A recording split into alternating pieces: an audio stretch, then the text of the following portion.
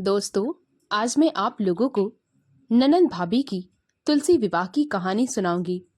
कहानी को सुनने से पहले अगर आप मेरे चैनल पर नए हैं तो प्लीज मेरे चैनल को सब्सक्राइब करें, वीडियो को लाइक और शेयर करें। तो आइए कहानी को सुनते हैं। एक गांव में एक किसान अपनी पत्नी और 2 बच्चों के साथ रहते थे। बड़ा जो बच्चा था वह एक लड़का था और छोटी एक बेटी थी। किसान अपने परिवार के साथ बड़ा खुश रहता था। हर दिन किसान अपने खेतों में काम करने के लिए जाता था। एक दिन दुर्भाग्यवश वह एक कुएं में गिर गया और उसकी मृत्यु हो गई। उसकी मृत्यु के बाद किसान की पत्नी ने अपने दोनों बच्चों को पाला। धीरे धीरे समय बीत रहा था। दोनों बच्चे बड़े हो गए थे। एक दिन किसान की पत्नी भी बीमार हो गई। जब उसका बेटा उसके पास बैठा हुआ था तो वह कहने लगी, मुझे पता है बेटा, अब मैं बचूंगी नहीं, इसीलिए मेरे जाने के बाद तू अपनी बहन का ख्याल रखना। किसान की पत्नी की भी मृत्यु हो गई। अब दोनों बहन भाई बड़े ही अकेले पड़ गए थे, परंतु भाई अपनी बहन से खूब प्यार करता। भाई बहन का ऐसा प्रेम देखकर आसपास के लोग बड़े हैरान रहते थे। अब तो भाई विवाह के योग्य हो गया था। वह हमेशा यही सोचता कि बहन का विवाह कर दूं, उसके बाद ही अपने लिए कुछ सोचूंगा। बहन हमेशा अपने भाई से कहती कि जब तक घर में भाभी नहीं आ जाती मैं विवाह नहीं करूंगी। मैं तो ससुराल चली जाऊंगी, आपका ख्याल कौन रखेगा। दोनों भाई बहन एक दूसरे के लिए बहुत सोचते थे। बहन बहुत संस्कारी थी। वह हर दिन सुबह जल्दी उठती, अपने दैनिक कार्यों को करती, उसके बाद स्नान करती। स्नान करने के बाद तुलसी जी में जल चढ़ाती, दीपक लगाती, कार्तिक स्नान करती। सुबह शाम तुलसी माँ की आराधना करती। वह तुलसी माँ को बहुत प्रेम करती थी, उनकी खूब सेवा करती। एक दिन भाई जब खाना खा रहा था तो उसकी बहन कहने लगी, भाई मैं आपसे विनती करती हूँ, आप पहले अपना विवाह कर लो, घर में भाभी आ जाएगी तो फिर आप जिससे कहेंगी मैं उससे विवाह कर लूंगी। पहले घर में आपकी देखभाल करने के लिए कोई होना चाहिए। बहन की इस आग्रह पर भाई विवाह करने के लिए तैयार हो गया। उसने एक अच्छी सी लड़की देखकर उससे विवाह भी कर लिया। अब क्या, अब तो घर में भाभी भी आ गई। भाभी के आने से ननंद बड़ी खुश रहती थी। भाभी घर के काम कर लेती तो वह अपनी पूजा पाठ में और लीन रहती, क्योंकि पहले तो उसे घर के काम भी करने पड़ते थे। अब वह अपना ज्यादा समय तुलसी माँ की सेवा करने में लगी रहती थी। भाभी को ननंद तो फूटी आंख भी ना भाती थी। भाई बहन का ऐसा प्रेम देखकर उसके दिल में जैसे आग उबलती थी, और वह जब तुलसी पूजा करती तो यह बात उसे और भी अच्छी ना लगती। वह अक्सर अपनी ननंद को ताने दिया करती। अपनी भाभी के इस तरह के ताने सुनकर भी ननंद कुछ भी ना कहती। वह माता रानी से अपने भाई और भाभी की खुशहाल जिंदगी की कामना किया करती थी। धीरे धीरे भाभी अपनी ननंद को बहुत परेशान करती। वह घर के काम भी अपनी ननंद से ही कराती, परंतु इन सब की शिकायत बहन ने अपने भाई से ना की। आसपास के लोग उसके भाई से अक्सर ये बातें बताते भी रहते थे, परंतु भाई को यही लगता कि जब मेरी बहन मुझे कुछ नहीं कहती, इसका मतलब आसपास के लोग मुझे भड़का रहे हैं। मेरी पत्नी और मेरी बहन के बीच सब कुछ अच्छा है। इसीलिए भाई सुबह खेतों में आराम से जाता, दिन भर काम करता और शाम को आता। इधर भाभी अपनी ननंद का जीना मुहाल कर रखी थी, परंतु वह बेचारी हमेशा मुस्कुराती रहती। अपने भाई के सामने वह कभी दुखी भी नहीं रहती थी। धीरे धीरे समय अपनी गति से बढ़ रहा था। एक दिन उसकी भाभी ने एक बेटी को जन्म दिया। भाई ने सोचा कि मेरा तो घर बस गया है, अब मुझे अपनी बहन का घर बसाना चाहिए। इसीलिए वह अपनी बहन के लिए एक योग्य वर की तलाश करने लगा। इधर भाभी हमेशा ननंद को ताने ही मारा करती। वह कहती, पता नहीं क्या एक पौधा लगा लिया, दिन भर उसी की सेवा में लगी रहती। भला क्या पौधे में भी भगवान होते हैं? देखती हूँ यह पौधा तेरे लिए क्या करता है। जब तेरी बारात आएगी ना तो इसकी मिट्टी ही तेरे बारातियों को खिलाऊंगी। ऐसी कड़वी बातें भी सुनकर ननंद अपनी भाभी को कुछ भी ना कहती, ना ही अपने भैया को कुछ बताती। भाई ने बहन के लिए एक योग्य वर की तलाश कर ली। विवाह का मुहूर्त भी निकल गया। एकादशी के दिन बारात आनी थी। बारात दरवाजे पर भी आ गई। जब बाराती खाने के लिए बैठे तो उसकी भाभी ने एक नौकर से कहा, ये जो तुलसी का पौधा लगा है, इस गमले को फोड़ दो और इसकी जो मिट्टी है वही बारातियों को परोस दो। नौकर बड़ा हैरान था, परंतु भाभी के डर से उसने बिल्कुल वही किया जैसा कि भाभी ने करने को कहा। सारे बारातियों के सामने वह मिट्टी परोसी गई, परंतु मिट्टी तो 56 भोग में परिवर्तित हो गई। बहुत स्वादिष्ट व्यंजन। सभी लोग आपस में एक दूसरे से यही बात कर रहे, जीवन में पहली बार इतना स्वादिष्ट भोजन किया है, इतने प्रकार के व्यंजन खाए हैं, ऐसा तो मुझे कहीं ना मिला। सब यही बात कर रहे थे। दूल्हे के घर वाले बहुत प्रसन्न थे। वे उसके भाई को यही कह रहे कि तुमने मेरा सिर गर्व से ऊंचा कर दिया। तुम्हारी बहन मेरे घर में लक्ष्मी के रूप में आने वाली है। यह देख उसकी भाभी को बहुत हैरानी हुई कि उसने तो परोसा था मिट्टी, परंतु इतना स्वादिष्ट व्यंजन कैसे बन गया। उसके बाद विवाह भी हो गया। जब बहन की विदाई की बारी आई, वस्त्रों की जगह पर तुलसी जी की पत्तियां और जनेऊ बांध दिया और फिर बर्तनों की जगह पर गमले के टूटे फूटे कपड़े डाल दिए। बहन की विदाई हो गई। वह अपने ससुराल चली गई। जब बहन के ससुराल वालों ने उन गठरियों को खोला तो उसमें बहुत सुंदर सुंदर वस्त्र। जब बर्तन वाला पोटली खोली गई तो उसमें बहुत ही सुंदर तांबे के चमचमाते बर्तन थे। सभी लोग इतना दहेज देखकर बहुत प्रसन्न थे। बहन के ससुराल वाले बहुत ही प्रसन्न रहते थे। उन्होंने बहन के भाई को बहुत बहुत धन्यवाद किया।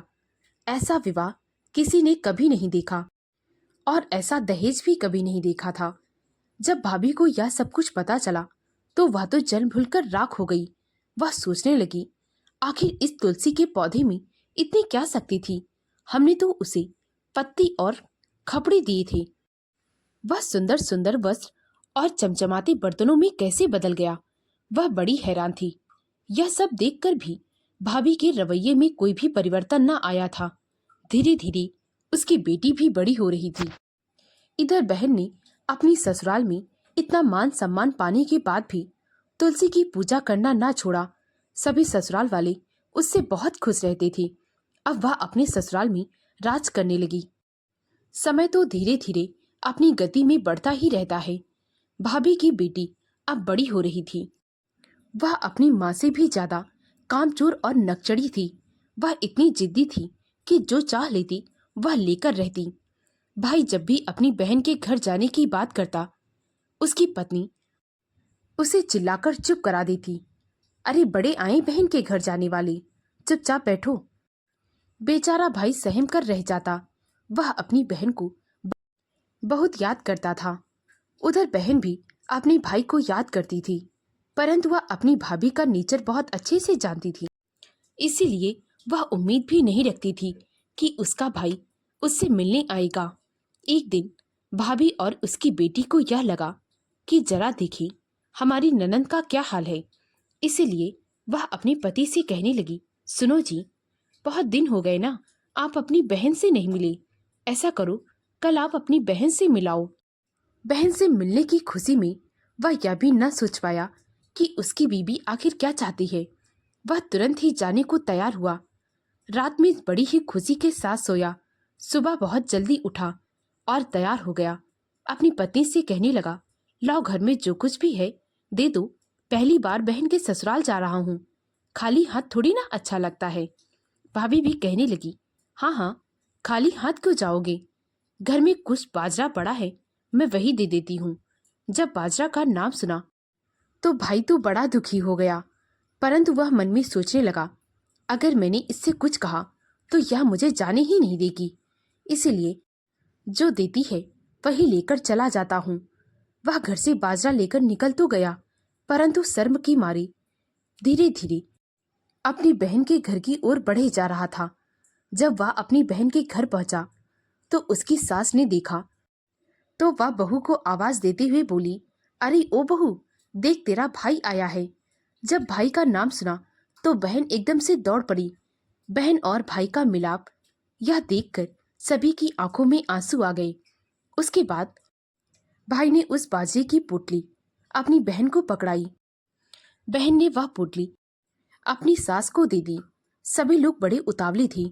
उसकी देवरानी जेठानी सभी इकट्ठा हो गई और देखने लगी कि आखिर भाई पोटली में क्या लाया है। जब सास ने पोटली खोली तो उसमें हीरे जवाहरात भरे हुए थे। यह देख एकदम से चौंक उठी। भाई ने अपनी बहन की सास का इस तरह का चेहरा देखा तो वह समझ गया कि इन लोगों ने जब बाजरा देखा तो ऐसा ही मुंह बनाएंगे ना जाने अब इसके बाद ये लोग मेरी बहन को कैसे कैसे ताने देंगे। उसकी सास कहने लगी, बेटा इतना धन लाने की क्या जरूरत थी। भाई कहने लगा, मेरे पास जो था मैं वही ले आया। जब बहन ने पोटली में झांक कर देखा तो वह समझ गई कि यह सब कुछ तुलसी मैया की वजह से हुआ।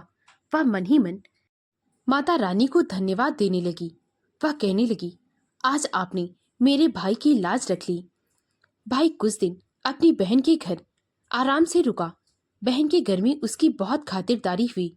एक दिन वह अपनी बहन से कहने लगा, अब मुझे घर जाना चाहिए। वह अपनी बहन से और उसके ससुराल वालों से विदा लेकर अपने घर आ गया। घर आते ही उसकी पत्नी दौड़कर उसके पास आई और माथे का पसीना पोंछते हुए बड़ी ही खुशी के साथ पूछने लगी, बताओ तुम्हारी बहन कैसी है, सब ठीक तो है ना। भाई ने कहा, तुमने तो उसके लिए बाजरा भेजा था, परंतु तुलसी माँ की वजह से वह बाजरा भी हीरे जवाहरात में बदल गया। मुझे तो बहुत खुशी है, मेरी बहन अपने ससुराल में राज कर रही है। यह सुनकर भाभी के कलेजे पर सांप लौट गया। वह तुनुकती हुई वहां से चली गई।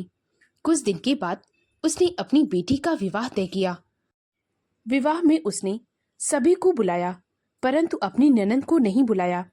जब उसकी ननंद को पता चला कि उसकी भाभी ने सबको बुलाया परंतु उसको नहीं बुलाया तो वह बहुत दुखी हुई। परंतु फिर उसने अपने मन को समझा लिया। वह तुलसी माँ से प्रार्थना करने लगी, हे माँ, मेरे भाई और भाभी पर अपनी कृपा दृष्टि बनाए रखना। विवाह बहुत अच्छे से संपन्न कर देना। मेरे भाई की इज्जत का मान रख लेना माँ। देखते ही देखते विवाह का दिन भी आ गया। भाभी ने सोचा कि जैसे ही उसने अपनी ननंद के बारातियों को सब कुछ वही देगी जो कि उसने अपने ननंद के बारातियों को दिया था। तुलसी माँ उसे भी धन दौलत में परिवर्तित कर देगी और मेरी बेटी भी अपने ससुराल में राज करेगी। बाराती जब खाने के लिए बैठे तो भाभी ने उन सबकी थालियों में वही मिट्टी परोसवाई।